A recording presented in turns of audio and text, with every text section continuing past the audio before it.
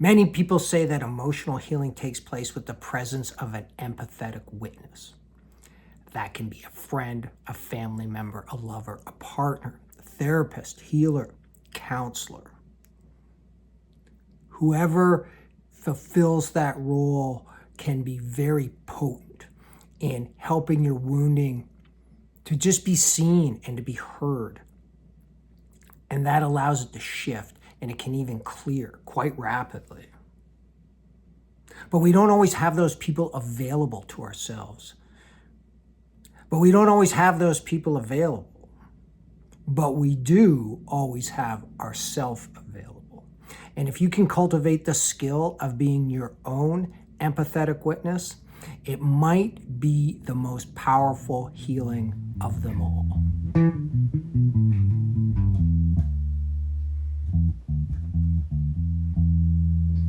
And that doesn't mean we should avoid these other people, that we shouldn't seek out friends, family members, lovers, partners, therapists, counselors, healers to be the empathetic witness and help us with the wounding within us being seen and being heard.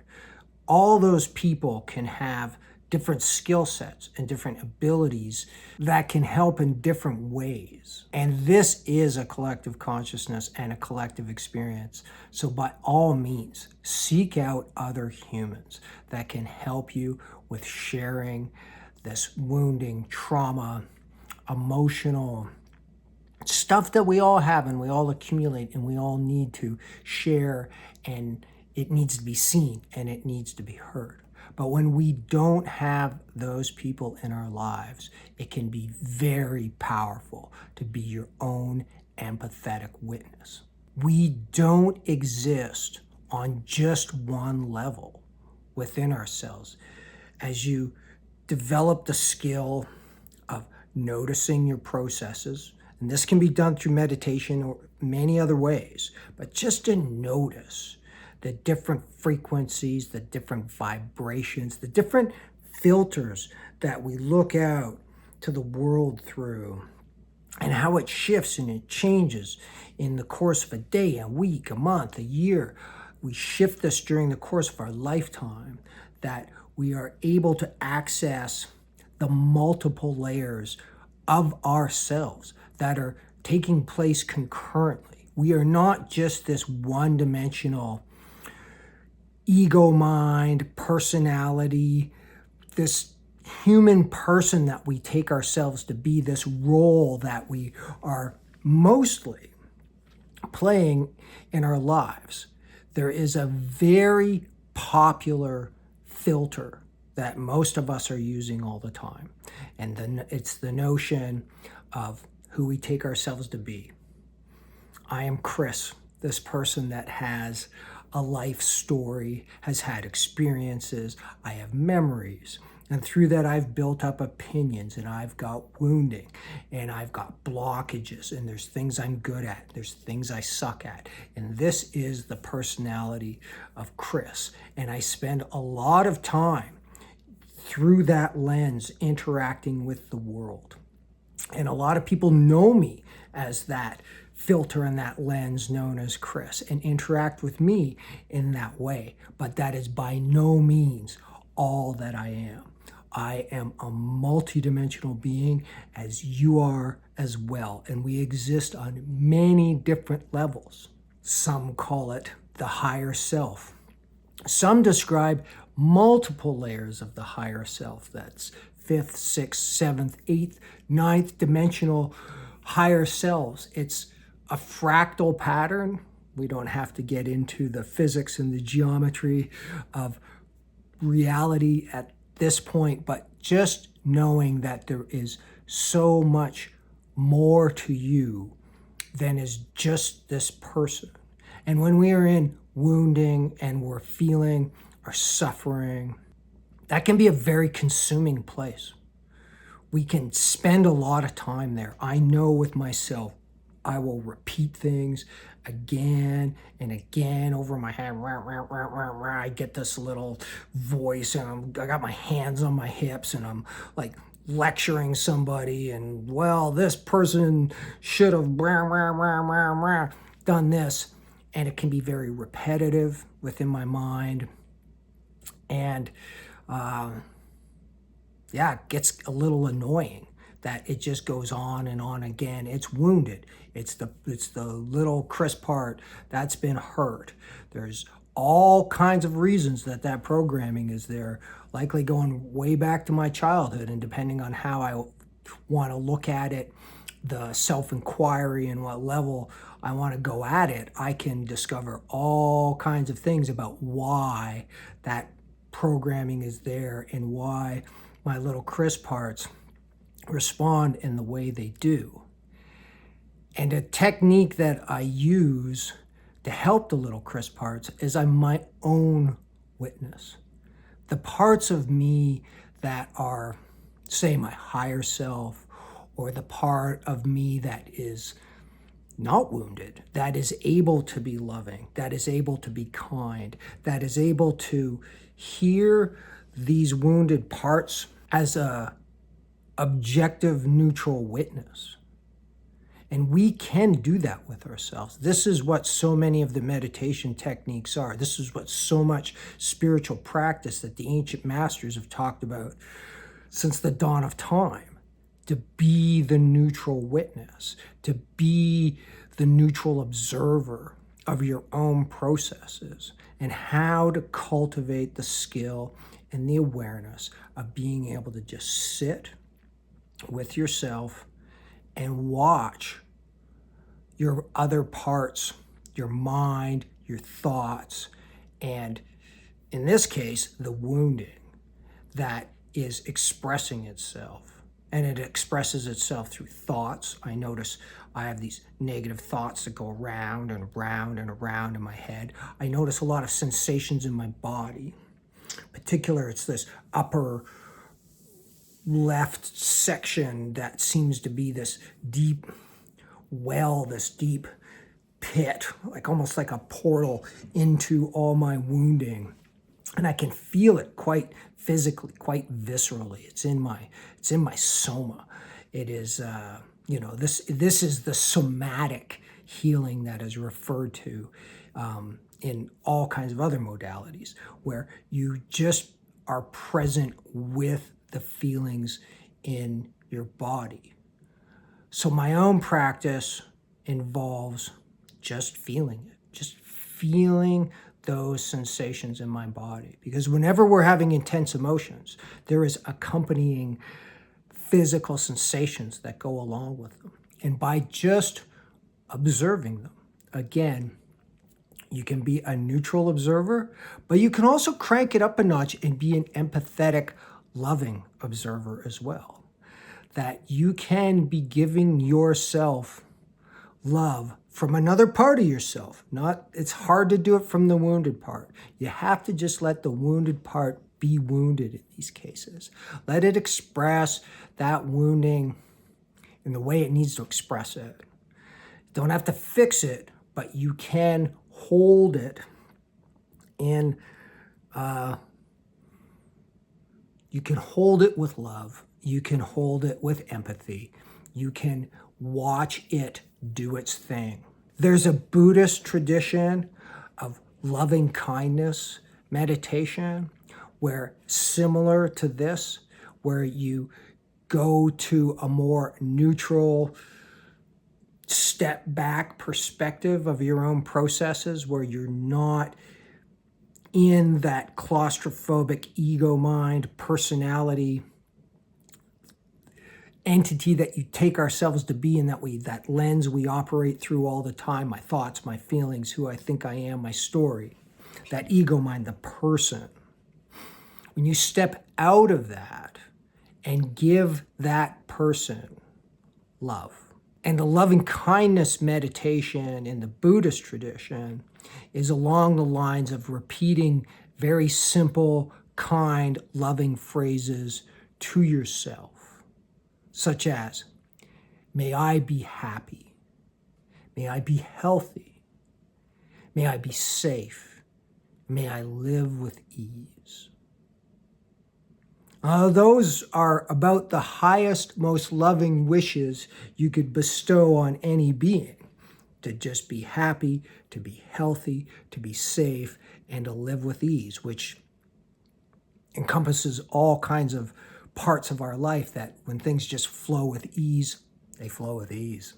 It's things are good when they're flowing with ease, and when you're happy, when you're healthy, and you're also safe. So those loving kindness prayers, affirmations, gifts that you just give to yourself can be quite powerful. And that's why it's a popular practice within many Buddhist traditions. Loving kindness. May I be happy. May I be healthy. May I be safe. May I live with ease. And it's a similar thing that you're doing when you're being the loving, neutral, observing, empathetic witness to your wounded parts as well.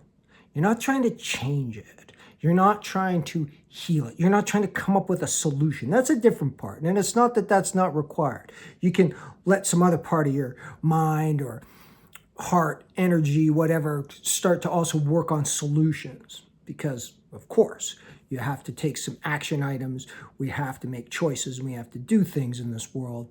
That is how we break out of some of our stuck places. It takes some action, and we need to have a plan or a path or a destination or something like that. And those are helpful things to have. But it's also just helpful to witness. In the same way you're listening to a friend, or many people who do this professionally as therapists, healers, coaches, it's just the listening, the active, empathetic listening to the wounding, to the parts that need healing that really helps it shift. So you can also do it with yourself. And there's the Hawaiian practice of ho'oponopono, which is similar to the loving kindness. Again, repeating phrases to yourself, and you can also do it to others as well. But ho'oponopono, the way I do it, the order I do it is, I'm sorry, please forgive me, I love you, thank you. I'm sorry, please forgive me, I love you, thank you.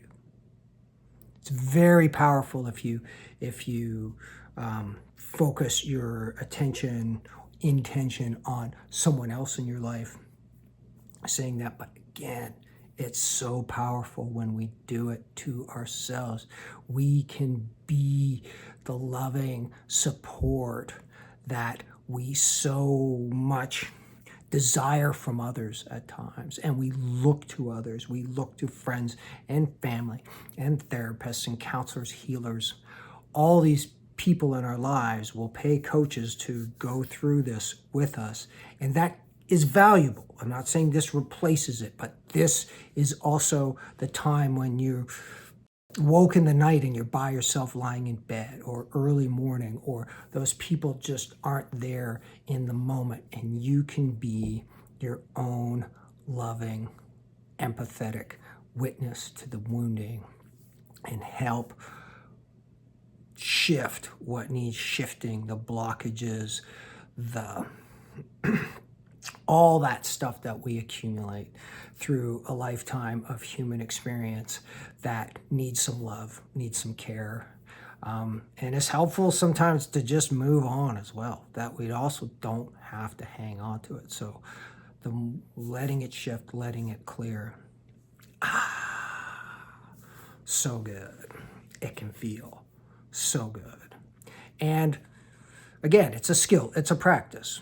Don't beat yourself up or get too down on yourself if you try this and it doesn't seem to work, and you just keep going back into that experience of being in the wounded self and the stuff going around and around in your head, because it's amazing how quick we can be back there. I noticed that myself. Sometimes it's like, oh yeah, I'm doing the loving witness thing. Boom, and it's just like, bam, instantly, I'm back in my wounding. I'm back in that lens and that perspective and seeing things from there and feeling it from there.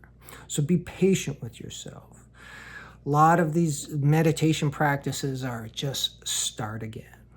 Oh, you're back in your mind, you're not focusing on your breathing. Just start again. Just start again. And you'll notice over time, you're able to hold it for a little bit longer, just like with meditation. You're able to do it a little more effectively with a little more focus. And it takes time and it takes practice. So be gentle with yourself and allow yourself some space and some bandwidth to not be very good at it at first, not to be feeling deep effects. And come on, some of this stuff takes time, right? Like, oh, I was the loving witness for myself and I cleared all my childhood trauma like that. It's like, I wish, but it's often not how it goes down. So be gentle with yourself, be peaceful with yourself, try new things, step out of your comfort zone a little bit, try something different. Just try healing yourself. This is what I'm talking about here. It's just these tips and tricks and skills that we can develop to do our own healing. I think we've been trained as humans to always look to some external person to do our healing. From the moment we were a kid, we knew if we were sick, we went and saw a doctor, we went and saw a dentist, we went to the eye person or whatever. We're always going to somebody else for our healing. And we are powerful beings, and we can heal ourselves in a lot of ways. Not always, it's good. There's other beings are here to help, and it's a collective co-creative reality that we're all in, helping each other. It's part of the beauty and the wonderment of where we are, but there's also a lot of skills that we can cultivate on our own to do our own self-healing, and that's what I've been talking about here. So good luck, my friends. Good luck on your journey, on your just expanding your consciousness in all ways. Drop me a note in the comments if there's something about this that hits home or you're like, what the hell are you talking about, man? I'm happy to follow up. All my contact information is down below. Get in touch with me. I'm not that hard to find through the zone of expandedness. Thanks for hanging out with me today, and yeah, lots of love.